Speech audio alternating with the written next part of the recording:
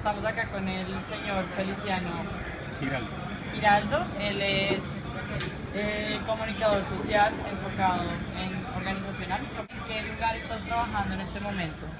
Yo trabajo en este momento en una agencia que se encarga del manejo de gestión de crisis, reputación y comunicaciones de las empresas. ¿Qué función cumples tú en esta empresa? Bien, yo soy director de cuentas, pero también me encargo de elaborar ese tipo de manuales, protocolos de crisis, gestionar también manuales de reputación. Perfecto. ¿Qué referencia tiene usted a nivel profesional? ¿Referencia de Sí. qué? Yo he trabajado en todos los medios, es decir, radio, televisión, prensa, lo hice en mis comienzos. Yo egresé en el año 91 y por esa época, los primeros años, fueron trabajando en esto. También tuve una revista y hace aproximadamente unos 15 años me dediqué mucho al sector público, como consultor y asesor. Estuve como consultor de varios ministros de trabajo, también lo hice con varios viceministros, también fui asesor de varias empresas de salud. Y lo último que hice fue el jefe de comunicaciones y relaciones con el Congreso de la República de la Superintendencia de Servicios Públicos de la ¿Cuál ha sido como, digamos, en la superintendencia el papel que usted hacía? ¿Cuáles eran los planes que usted tenía que ingeniarse para lograr el fin que ellos te proponían? El plan era siempre establecer, cuando yo llegué a la superintendencia, y esto es algo que se ve muy normal hoy en día en las entidades, no existen oficinas de comunicaciones. Simplemente contratan a un politólogo, un abogado, un comunicador, ¿cierto? No se requiere ya ser un comunicador, ¿cierto? Simplemente en muchas de las entidades que conozco, en la mayoría de ellas, sobre todo en las multinacionales, hay contratados politólogos y no comunicadores sociales, ¿cierto? ¿Por qué sucede esto? En muchas ocasiones, por ejemplo, sobre todo en el sector público, le restan mucha importancia a las comunicaciones y le dan mucha importancia a la prensa, y es lo que en muchas ocasiones no se diferencia.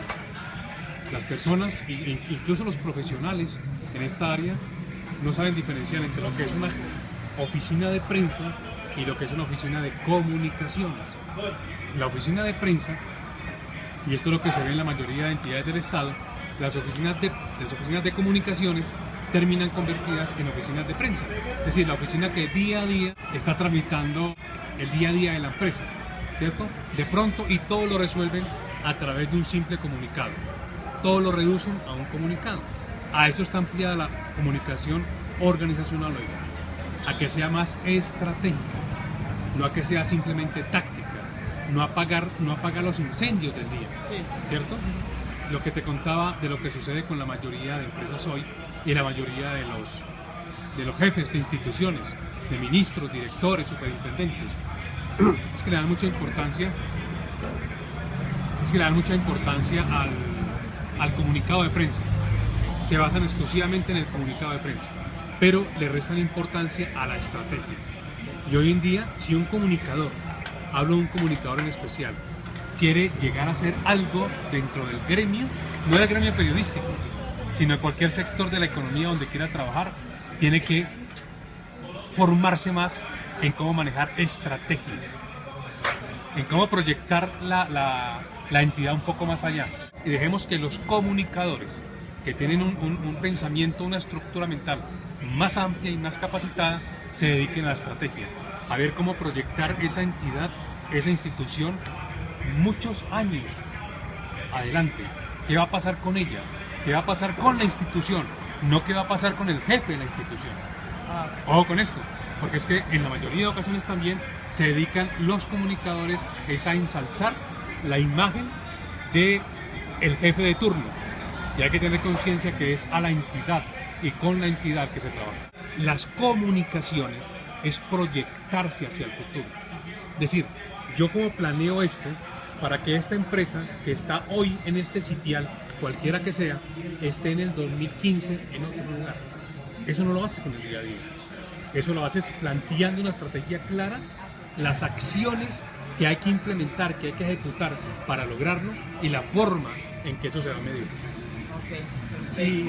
Si usted tuviera la hoja de vida de un comunicador organizacional, ¿qué habilidades o qué cosas debería tener un comunicador organizacional para que usted lo contrate? Eso depende mucho de la entidad y el campo donde lo requiera. Si lo requiero, por ejemplo, para una entidad pública, el comunicador organizacional es muy limitado su campo de acción. En el sector público se limita mucho el campo de acción porque hay unas leyes a las cuales sujetarse. El comunicador que trabaja en una entidad pública es un funcionario, es un servidor público y como tal se debe y solamente puede hacer aquello que la ley le permite. Y en muchas ocasiones, cuando tú estás en una entidad privada, en una multinacional o algo, hay un campo de acción maravilloso porque tus ideas pueden ser puestas de inmediato en acción. Entonces, dependiendo de en qué campo lo va a contratar, evaluaría cuáles son las habilidades que se requieren. Bueno, y eso que tú nos comentas, como todos estos mapas de riesgos, todo esto, ¿tú cómo has aprendido eso? ¿Pero dio la universidad en sí o la experiencia? ¿Qué fue lo que más Yo hice una especialización en esa materia, pero siendo sinceros, la universidad no está dada para resolverte tu vida profesional. La universidad está dada para ofrecerte conocimiento, ¿cierto? Un conocimiento que tú debes multiplicar. Si tú como alumno de cualquier universidad, cualquiera sea la cátedra o cualquiera sea la carrera que estés adelantando, te quedas exclusivamente con lo que la universidad te da, vas a ser un profesional mediocre. Tú tienes también que ver y elegir un nuevo, por ejemplo, empleado en este caso. ¿Tú ves más una persona que tenga experiencia o digamos cómo tratarías a una persona recién egresada de la universidad? Yo recién egresado yo estoy encargado de hacer muchas entrevistas. La actitud de quien estoy entrevistando, tú que demuestre, la actitud que demuestra ante la vida, la actitud que demuestra frente al trabajo que se le está ofreciendo, la capacidad que tenga de manejarse a sí mismo. Hoy en día, las multinacionales en especial, no entrevistan mucho para ver qué conocimiento tienen las personas, sino qué capacidad, lo que llamamos hoy inteligencia emocional, qué tanta capacidad tienen de administrarse a sí mismos, sea capaz de resolver cosas importantes sin necesidad de pasar realmente por la razón. Eso es muy valioso hoy en día. Claro, pero ya que ustedes le brindan para guardar eso que tú dices, como esa reputación, ver todo esto, ¿qué manejo de la comunicación ustedes hacen para hacer eso específicamente? Bien, lo que nosotros estamos especializados más en el manejo de la reputación.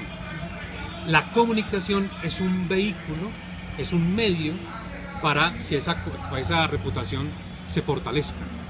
Nosotros generalmente lo que hacemos antes de dar cualquier opinión respecto a cómo se encuentra la reputación de determinada empresa, hay que hacer lo que es prácticamente obvio, pero que en muchas ocasiones no se hace: un estudio de reputación.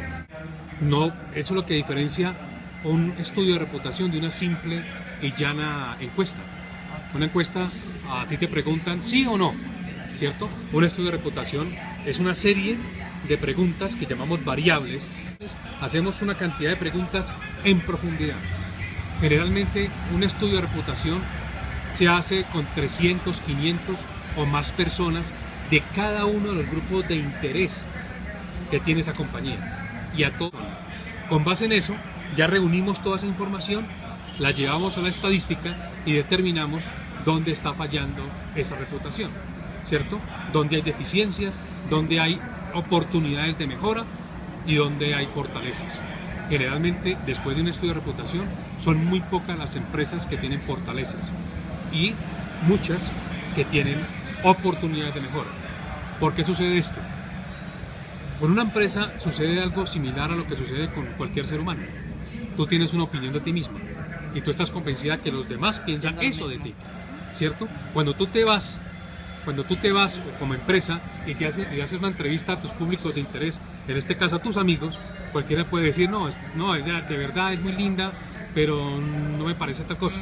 La verdad, ella me parece que sí está haciendo las cosas, pero le faltaría aquello.